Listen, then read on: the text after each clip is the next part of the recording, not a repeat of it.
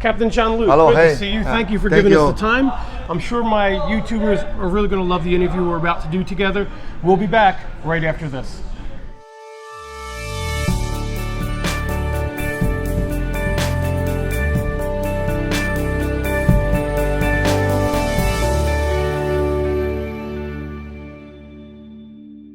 Welcome back.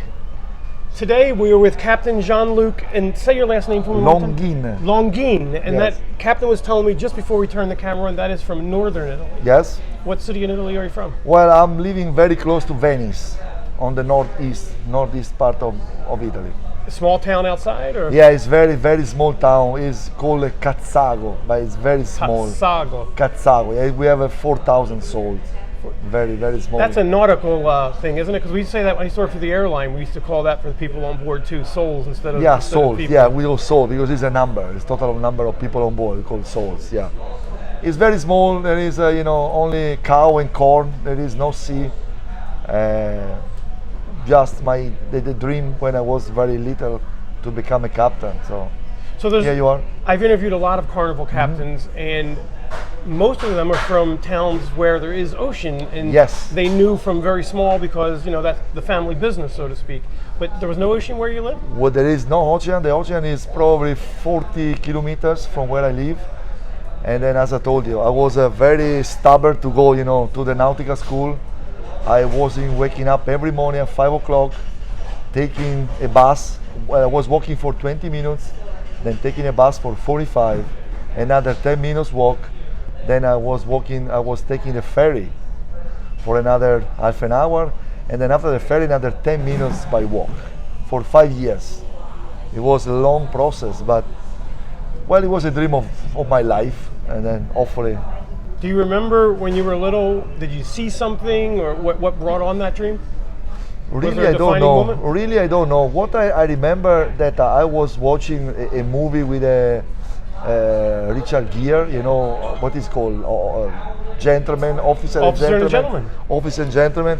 And probably this was the one that triggered, this dream. I don't know, probably. So were you small when this happened? How old do you think you were? I think the movie was in 1982, and then I was 14 years old at that. No, 82, I was 14 years old, yes. And what did your family think when you told them this is going to be your chosen profession? Well, my mama did not say anything because as long as I like it to do this job, she not complain. My dad as well. They were happy. They were happy. And at what year did you make your first job in the nautical business? Well, I graduated from the Nautical School in 1987. And then since then I do my, let's say, compulsory Navy service. In Italy it's 18 months at that time. Now it's not compulsory anymore. And then after that I work in a fish shop for a couple of years. And then as well with my mom own business. My mama was doing shoes, female shoes. I worked there for 2 years. And then on the spare time between Saturday, Sunday, when she didn't work, I was working on this fish shop place. So you worked your way up then? You were I from worked, the fish shop to a yes. captain of the beautiful Elation. Well, then from there, my mama was a problem. She had a problem with her job, so she could not afford to have me anymore. So I had to find my own job. And then that happens to the best of us. Yeah.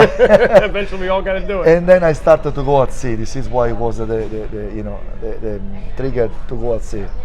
Then from there I started on 1991 on a very small cargo ship, and my first job was like a able body. I was cleaning the room of the captain or the chief engineer. I was doing like a waiters cleaning, and then from there I signed on as a deck cadet to third officer, second officer, and first officer. Then on 1998.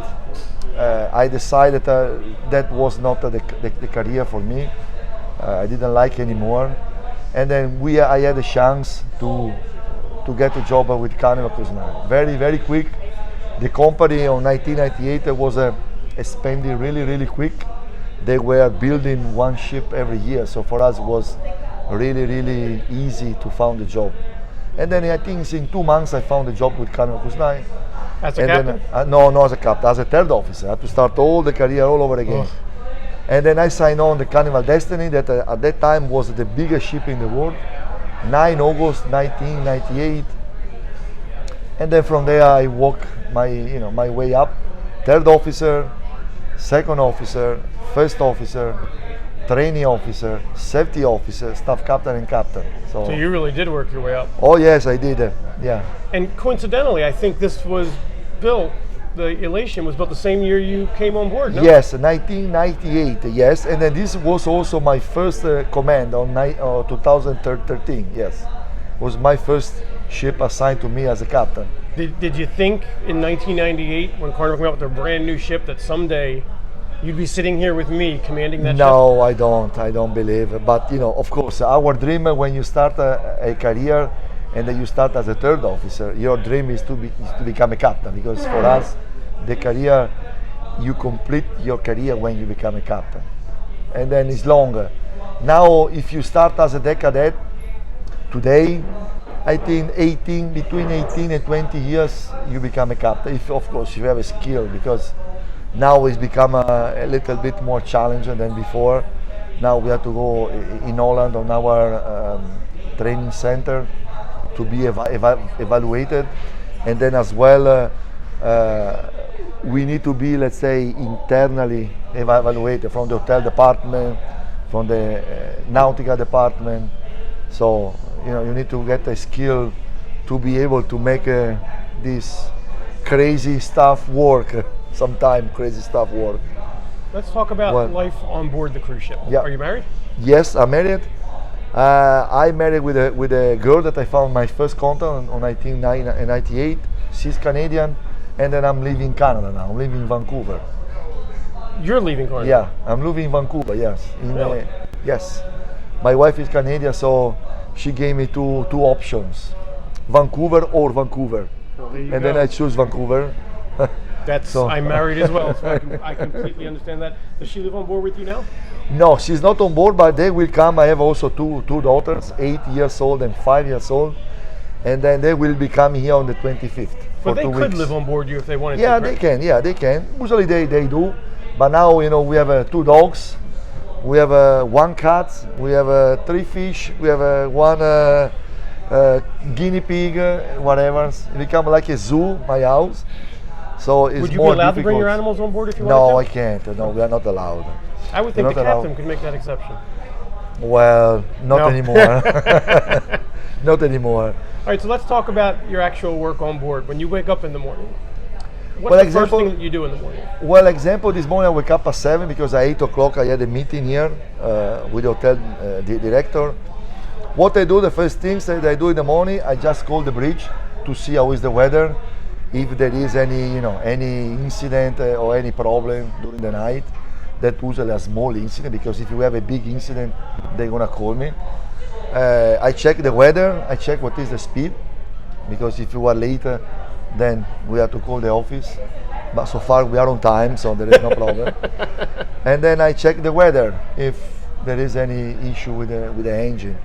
After that I go to have a shower, and then start my day. So you're really, your bridge is, when you wake up, that's the first and most important Yes, thing the before you most even important. take a yes. shower and get ready And for then the as day. well, the first thing that I do before I go to bed, I'm gonna check how is the condition on the bridge. Even though I have a radars and then I have the chart, I know where we are. I know everything, but I would like to have a feeling also who is in charge. How much are you in charge? Well, obviously you're in charge, but how much you have to do with like the actual day-to-day operations? Do you walk around the ship and give it the white glove treatment and make sure everything's running to your standards? Well, this is, let's say, it's taken over by the hotel department, by the hotel director. I know mostly what's happened on board. I am copying all, let's say, the possible complaint that we have on board. I am copy from the engineer all the problems that we have on board, small, big. But for me, just in a way to know, my let's say the priority for the day is to make sure that the weather are good, to make sure there is no traffic, and to make sure to be on time tomorrow morning. Let's say it's more related to the safety of the navigation. Makes sense. Yes, I know mostly of what's happened on board, but not everything. How many times a day do you get when you're around? Who's driving the ship? Probably 20. I know. People believe that tomorrow morning we're having port and then I leave the ship with a 24-hour, like the pilot. Really? Yeah, many delay, but it's not the case. Now on the bridge we have an officer with a first officer license that is in charge and on con.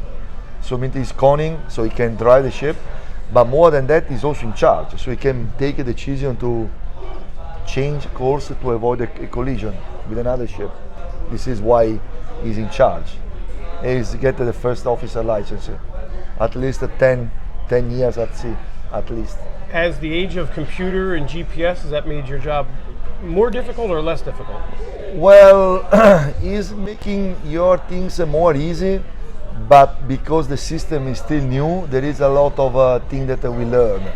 There is a lot of stuff that still need to done manually. There is I don't want to say gap between the paper chart and the electronic chart, but still is a new. Even though there are 20 years, there is a chart of electronic chart. Still a new world. There is a lot of stuff that you have to make sure that you know before you use it. There is, let's say, a lot of a limitation still.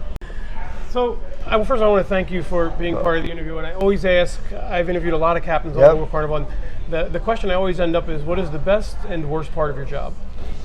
Well, the best part of my job is to interact with the guests. I think many years ago I was very shy, and then now I hope that I am more approachable than 20 years ago. And then I think that the worst part is to deal when we have a problem with the weathers, and then we cannot stop the ship, and then you guys feel shake. The people do not feel comfortable on board, and then I cannot do anything. You know what I mean? That part we cannot do anything because we need to arrive in port. We have to bring you back home, and then we need and people are disappointed. And then we they need probably to take it out on you personally, right? Yeah, well, we know that, but it's not my fault. I can appreciate that totally. This is, but I know they see this because, of course, the guests pay to have a good vacation, and then the vacation is ruined by the weather. But we cannot do much. Excellent. Well, thank you very much. You're welcome. This is Captain Gianluca. We are aboard the Carnival Elation, somewhere I think probably near Cuba, in the Caribbean Sea. We are not near Cuba. We are close to the Bahamas. Closer to the Bahamas. So headed back to Port Canaveral tomorrow morning. Thank you for watching. Make sure you hit that subscribe button, click the little bell notification so that you'll know when we upload a new video, and I'll see you on board your next Carnival cruise.